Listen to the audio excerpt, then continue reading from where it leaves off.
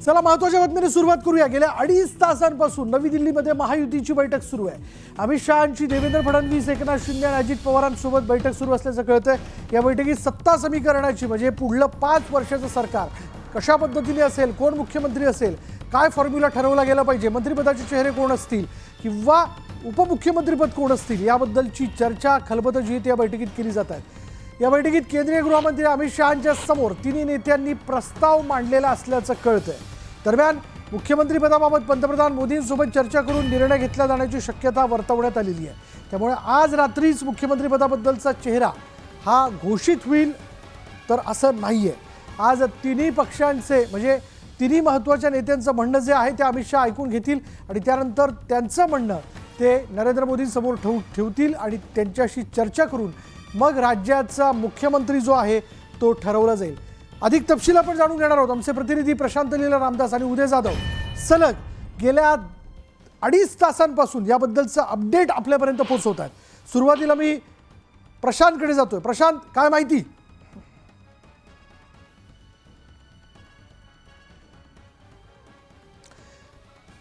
उदयशी देखील बोलण्याचा आपण प्रयत्न करू, पण हे दोन महत्त्वाचे आमचे प्रतिनिधी जे आहेत ते आपल्यापर्यंत याबद्दलचं अपडेट पोहोचवतात।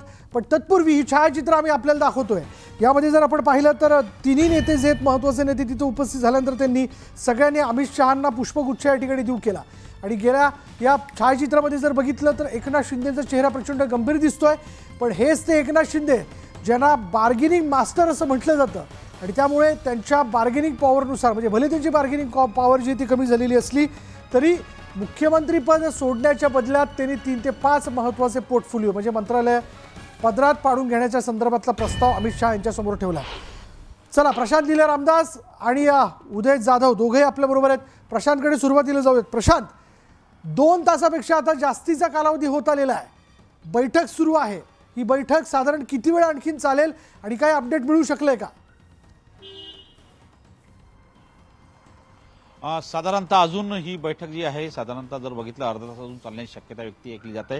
1 वाजता जे अजित पवार आहे मुंबई दिशेने जातील अशा प्रकारची माहिती राष्ट्रवादी काँग्रेस पक्षाच्या गटातून मिळाली होती, तिथली माहिती होती। त्यानंतर आता जर बघितलं अजूनही बैठकीमध्ये मुख्यमंत्री पदाच्या नावावरती खलबत सुरू असल्याची माहिती आहे। निश्चितप्रमाणे या बैठकीतून एक प्रकारे मंत्रीपद, खाते वाटप, त्यानंतर मुख्यमंत्री पदाचा चेहरा हे विस्ताराने चर्चा झाल्याची माहिती आहे। निश्चितप्रमाणे या संदर्भात मुख्यमंत्री पदाच्या संदर्भातला जो निर्णय आहे तो पंतप्रधान नरेंद्र मोदी आणि अमित शहा घेतील अशा प्रकारचे सुतोवाच एकनाथ शिंदे आणि खुद्द अजित पवार यांनी केला होता। त्यामुळे आता या संदर्भातला निर्णय उद्यावर जाण्याची शक्यता व्यक्त केली जात आहे। बैठक ही अजूनही सुरू आहे, खलबत अजूनही सुरू आहे। महायुतीची ही महाबैठक केंद्रीय गृहमंत्री अमित शहा यांच्या निवासस्थानी सुरू आहे। या महाबैठकीतून निश्चितपणे महाराष्ट्राचा मुख्यमंत्रीपदाचा चेहरा पुढे येण्याची शक्यता आहे। ज्या पद्धतीनं प्रस्ताव जसे आपले उदय जाधव यांनी सांगितले ते प्रस्ताव मांडण्यात आलेले आहे। एकीकडे सर्वात प्रथम शिवसेनेच्या वतीनं प्रस्ताव मांडण्यात आले, त्यानंतर राष्ट्रवादी काँग्रेस पक्षाचे जे प्रस्ताव आहे ते मांडण्यात आले, त्यानंतर भारतीय जनता पक्षाने आपल्या संख्याबळाच्या आधारावरती काही प्रस्ताव जे आहेत ते व्यक्तिगत किंवा भारतीय जनता पक्षाच्या पक्षस्तरावरती चर्चा केली जाते, पण त्यांची संख्याबळ निश्चित करण्यात आलेला आहे जी माहिती सूत्रांनी दिली आहे। मुख्यमंत्री पदाच्या चेहऱ्यावरती जी समोर चर्चा होईल त्याचा निर्णय निश्चितप्रमाणे जाहीर करण्यात येईल, पण आज त्या संदर्भात कुठलाही निर्णय जाहीर होईल असे कुठल्याही प्रकारचे संकेत नाही आहे। विलास, उदयकडे आपण जाऊया। उदय देखील या सगळ्या घडामोडींवरती लक्ष ठेवून उदय, तिन्ही नेते आपापल्या पक्षाला घेऊन निवडणुकीत जिंकलेले आहेत, पण या तहात देखील जिंकणं महत्त्वाचं आहे। वेगवेगळे प्रस्ताव मांडण्यात आलेले आहेत, काय कळतंय?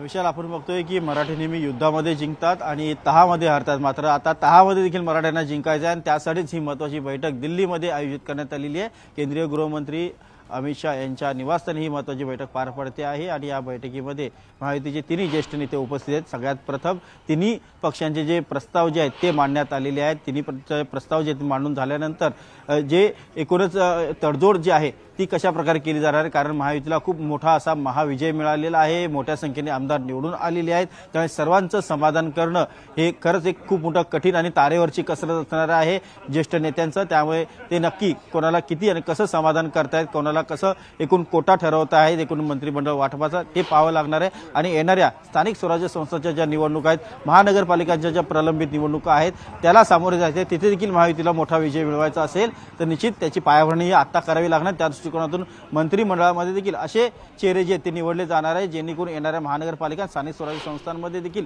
महायुतीचा विजय जो आहे तो सोपा होईल तर त्या दृष्टिकोनातील रणनीती देखील एकूणच याच मंत्रिमंडळ विस्तारामध्ये मंत्रिमंडळ बैठकीमध्ये म्हणजे जे मंत्रिमंडळ ठरवलं जाणार आहे ज्यांची वर्णी लागणार आहे मंत्रिमंडळामध्ये अशांच्या नेतृत्वामध्येच एकूणच सर्व पुढच्या ज्या निवडणुका आहेत त्या लढवल्या जाणार आहेत त्यामुळे एकूणच आपण पाहतो की सर्वात प्रथम मुख्यमंत्री पद जे आहे ते कोणाला मिळणार याकडे सर्वप्रथम जो आहे तो एकूण प्रश्न सोडवला जाणार आहे आणि त्या पाठोपाठ मग उपमुख्यमंत्री आणि त्यानंतर इतर जे मंत्री आहेत त्यांचे प्रश्न सोडवले जाणार मग कोणत्या पक्षाला किती खाती मिळणार आहे या संदर्भात चर्चा होईल मात्र जी सध्या माहिती मिळते आज संपूर्ण आणि सखोल चर्चा केली जाणार आहे मात्र निर्णय जो आहे तो आज जाहीर होणार नसल्याची माहिती मिळते निर्णय हे उद्या जाहीर केले जाणार आहेत त्या संदर्भात पंतप्रधान नरेंद्र मोदी यांच्याशी देखील चर्चा केली जाणार आहे कारण महाराष्ट्र हे देशातलं सगळ्यात मोठं राज्य आहे सगळ्यात मोठं अर्थसंकल्प या महाराष्ट्राचा आहे त्यामुळे निश्चितच महाराष्ट्राच्या संदर्भात पंतप्रधान नरेंद्र मोदी हे देखील नेहमी लक्ष ठेवून असतात त्यामुळे आता नेमकं काय घडते ते पाहावं लागणार आपण जरा मागे इकडे पाहू शकतो